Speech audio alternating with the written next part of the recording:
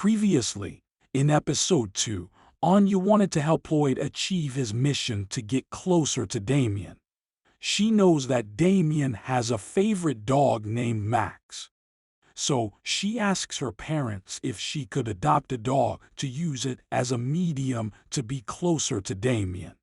The next day, the news broadcast announced the arrival of Minister Brantz and his government officials in Estonia for the top summit between two countries that will be held tonight. Elsewhere, a group of Berlin University students loaded caged dogs into a van as the foreign minister, Brantz, arrived in Estonia. Anya is ecstatic about getting a dog.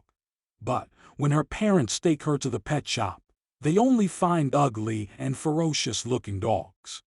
These dogs are strong and perfect for being guard dogs. But they are not what Anya wants. So Lloyd asks the pet owner to shop for a smaller dog. The pet shop owner reveals that there will be a pet adoption fair today. Since Anya does not like his dog, maybe they should go check it out. But while Anya was looking for her pet, Lloyd got signals from another Westalia spy about another mission.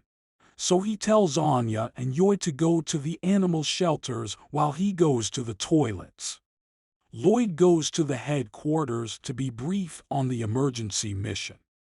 The Westalia Intelligence Agency has intercepted an assassination plot by a group of Berlin students against Foreign Minister Brantz tonight at the summit. One of the students, named Chris, was caught trespassing at the embassy of Westalia. The Westalia intelligence knows not that Chris is involved in an assassination plot against Foreign Minister Brantz.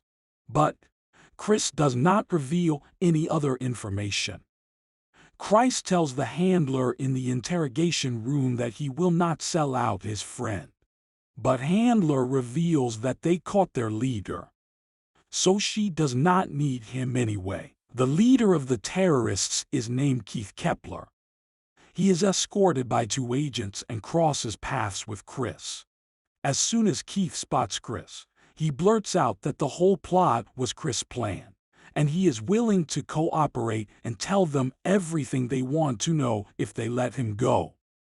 The handler tells Chris that she does not care who the leader is as long as she gets the information she needs. Realizing the predicament he was in, Chris started to reveal information about the terrorist. After Chris spills the beans, Lloyd takes off his disguise. The fact is that Lloyd has disguised himself as Keith Kepler to make Chris talk. Chris tells Handler about the active terrorist members and their hideouts. Handler asks how they were planning to carry out the assassination. Chris reveals that they plan to use bomb dogs. Lloyd does not entirely believe what Chris says, because it is too costly for college students to train the dogs. Westalia counterintelligence attempts to come up with a plan to deal with the assassination attempt. Lloyd proposes to cancel the summit altogether, but the handler shoots down the idea. She said it would reflect badly on the image of the ruling party. Instead, she instructs others to warn the Westalia government to be on high alert. Elsewhere downtown, two men are walking two dogs on leashes. One of the men stops to get coffee at the coffee shop. One of the dogs named Bond sees a kid running around on the sidewalk.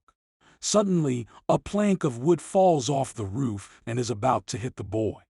But luckily, Bond saves his life by pulling him away. Because Bond was running away to save the boy's life, the two men started doubting Bond's ability to complete the task they had planned for him.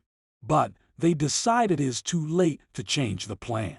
At the animal shelter, Anya and Yor find much cuter animals. While Anya runs around the animal shelters with glee, Yor begins to ask the animal shelter worker to learn more about suitable dog breeds for the family. Anya spots Bond as he passes by. With Anya's telepathy ability, she reads into Bond's mind and sees herself and the rest of the forgers. Anya wonders how she and her family can be in the dog's mind. While Yor is distracted by the animal shelter worker, Anya decides to run after the dog herself. Anya enters a building and finds a pack of dogs tied on leashes, including Bond. While looking at the dog, she overheard Keith and the other students discussing the assassination plot. Keith plans to kill Furin Minette or Brantz to bring Astania back to its former glory. While Anya is eavesdropping, a student named Kurt spots her and captures her. When Kurt reports to Keith about capturing Anya, he pulls out a knife and tells Kurt to take care of it. One of the students contests the decision to kill Anya because she is still a little kid. But Keith still insists on silencing her. Just as Keith is about to finish Anya for good, Bond breaks out of his leash and protects Anya. One of the students prepares to attack Bond, but Keith tells him that they need to keep Bond safe for the mission. Elsewhere, Yor now realizes that Innie is missing. She runs frantically around to look for Anya. At one point, she even jumped up on the roof to search for Anya from the bird's eye view. But even that is futile. Anya is no longer at the pet adoption fair. Yor panics and hopes that Lloyd will arrive soon. But, unfortunately for Yor, Lloyd is unlikely to come to her because he is busy with his spy mission. Lloyd visits the hideouts that Chris had told them about and finds that they have been abandoned. But he is able to find more clues about two white vans rented under the name Kevin Knowles. Lloyd gives the plate number to Handler to track the van. Handler also finds more information. Astinian scientists had been working on a secret project called Project Apple, whose aim was to create highly intelligent military animals. When the project fails, the subjects are sold on the black market. Back at the terrorist hideouts, Keith orders Bond to step away from Anya so he can finish her off quickly. Anya uses her telepathy to read Bond's mind. She sees a premonition of a phone ringing, which takes the terrorists off guard. To her surprise, the premonition came true. The phone rang just a second later.